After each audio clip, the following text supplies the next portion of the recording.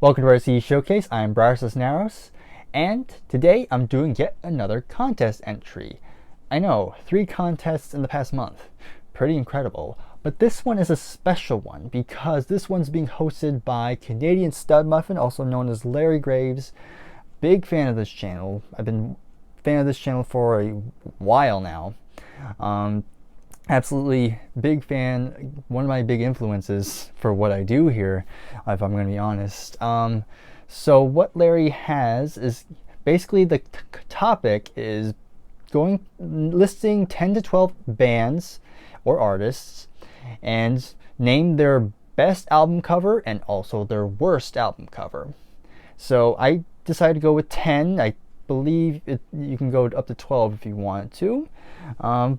So that's what I'm going to do right now. So some of these artists, I'm pretty sure other people will probably name these bands, but there's going to be a couple ones where I'm pretty sure won't be named that often. So I'm going to get this one out of the way because this is my all-time favorite band, as some of you may know.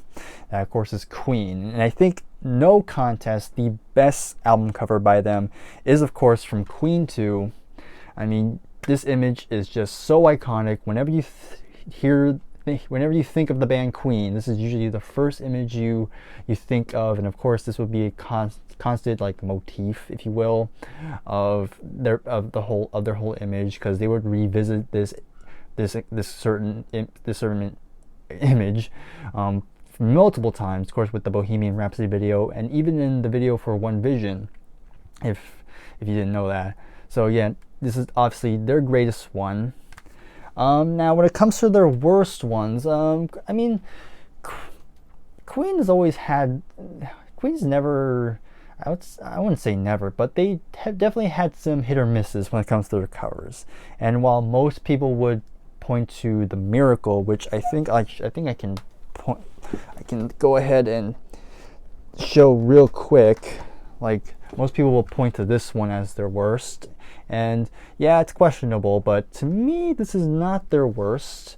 I'm actually going to be going with this one. Of course, this is The Game, and the reason why this is my least favorite Queen album cover is because this one just screams laziness. I mean, you could make the same argument with The Day of the Races, but this one's just like, this just screams afterthought. At least with this one, at least they tried to make something kind of original looking. You know, it may look creepy, but I mean, hey, it's something. Here, it just looks like they didn't know what to do because it's called The Game. So it was like, okay, what do we do for an album cover? Let's just put like a behind the scenes photo of Crazy Little Thing Called Love on the cover and just put Queen and The Game on it. Like, you would think for Freddie Mercury, who had a degree in graphic design, he would be more involved in the album covers, but I don't. But I could be. I'm not sure how involved he was, if he was at all. But it's kind of a shame because, you know, they had some great covers. I mean, this is fantastic. This is just like whatever. So yep, got Queen out of the way. Let's see, where do I want to go next? So let's go with this one next. So I'm going to go with Bad Company right now. For my favorite album cover, I'm going to go with this one, Straight Shooter, of course. I just like the little image of the dice. You know, I think that's pretty iconic. Kind of does fit the title. You know, Straight Shooter. You know, gambling and all that. So I like this. I like this one. Very good stuff. And for my least favorite, I'm going to go with this one. I think this is their 5th album. This is Desolation Angels, and I'm like, what the hell is this? I don't get it. I get it's supposed to be like they're at a gas station here. Some things are kind of whited out for some reason. Looks kind of weird. Not really. Again, I don't really get what's the point of it. And the back cover is kind of a similar thing. Like, there's the band right there. So yeah, it's not the worst album cover I've seen, but it's definitely one you're kind of like, okay, like what's going on here? And that's really, you can say of a lot of Bad Company album covers, because they usually range from okay to just fine.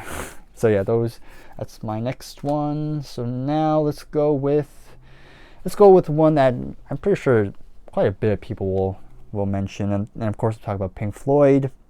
I mean, it's no contest. Gotta go with Dark Side of the Moon. I mean, what can be said? The iconic prism. I have like 3 shirts with this on it. So yeah, that really tells just how iconic this one. So again, not much else to say. But for my least favorite one, I'm gonna go with this one, the Final Cut. And the reason why it's the bottom is because I don't really get what this is. Like, it says the Final Cut, but it's just this, what looks like, I don't know, like some kind of fabric. I don't know, something like that. It's just like, huh? Because everything they've done before was just absolutely, like, even Dark Side of the Moon is iconic, but even the stuff they did after this had some great album covers. You know, Wish You Were Here, Animals, even The Wall. But this one's just like whatever. I mean, for a band known for their great atmospheric progressive rock, this one's just like, if you would told me this was Pink Floyd, I probably would not believe you.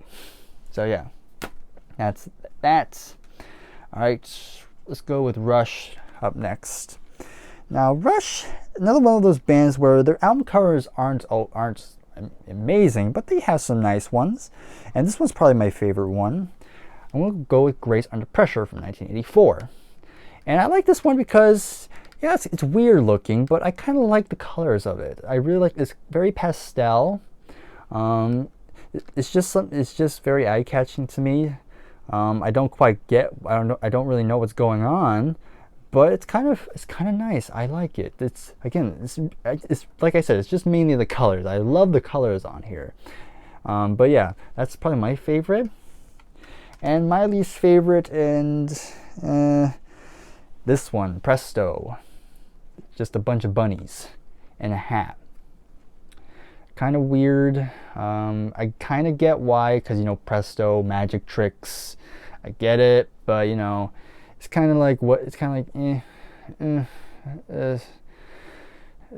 fine, I guess. And yeah, that's all I can say. Let's go with Creedence Clearwater Revival now. My favorites, I'm gonna go with Bayou Country. Yes, it's very blurry, but I kind of like that. It kind of works in its favor, because it kind of gives it somewhat of mystique, I must say. And it does kind of fit the music here as well. Like, even though it's very blurry, you can tell they're kind of outside in like a country area. So yeah, that's my favorite.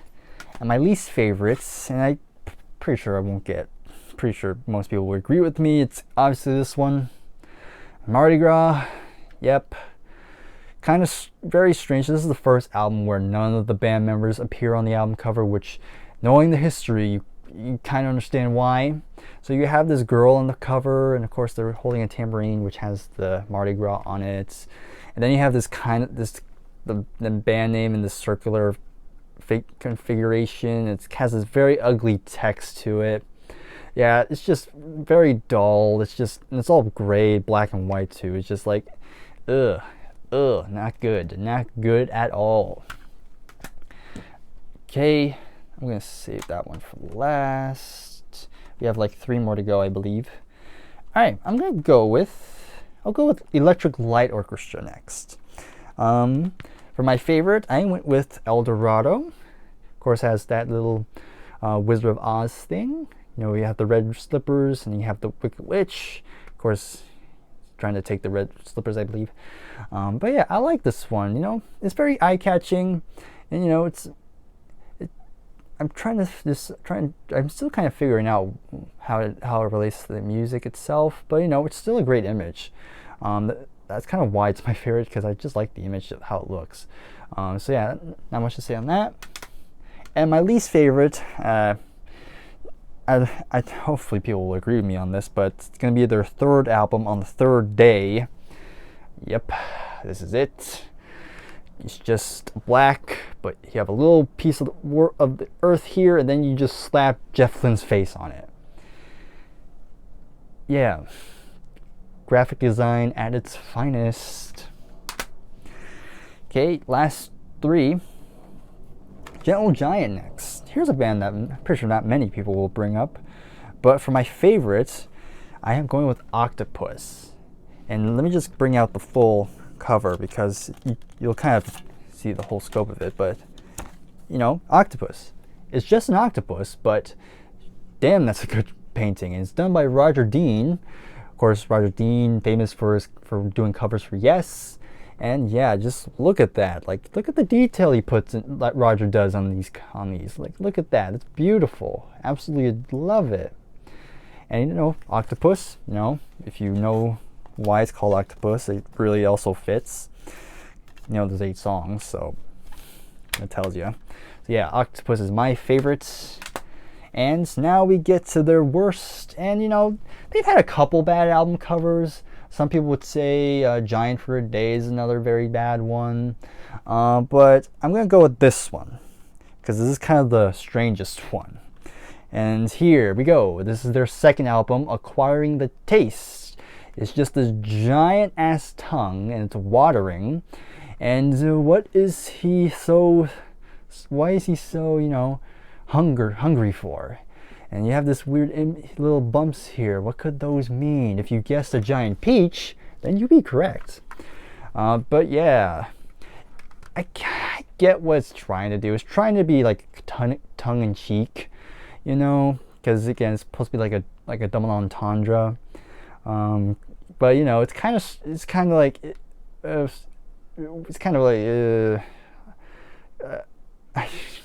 I'm trying to think of how to describe it, but I mean, it is eye-catching, I'll give it that. But it's kind of like, if you don't know, then you're probably going to be like, what the hell is this? And the music itself is also pretty, what the hell is this, but in a good way. But yeah, Acquiring the Taste, very bizarre. Very bizarre. Alright, coming up next. I'm becoming obsessed over this particular artist recently, especially after their resurgence on Stranger Things. Of course, I'm talking about Kate Bush. Okay, favorite album cover, going with Hounds of Love. I just like it's very classy. It's a very classy album cover, you know. It's nothing too crazy, you know. You have Kate Bush, you have the Hounds of Love, and it's just a picture of Kate, and she has 2 dogs next to her.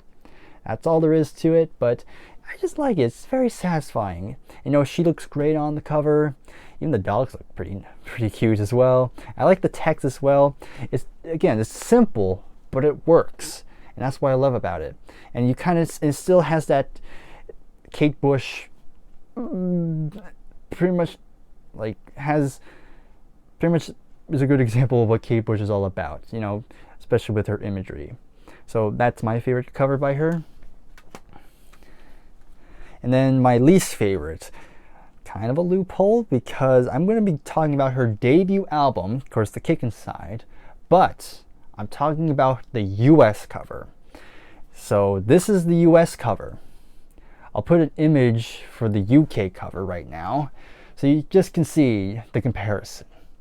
Obviously, the UK cover is far better than what we got here.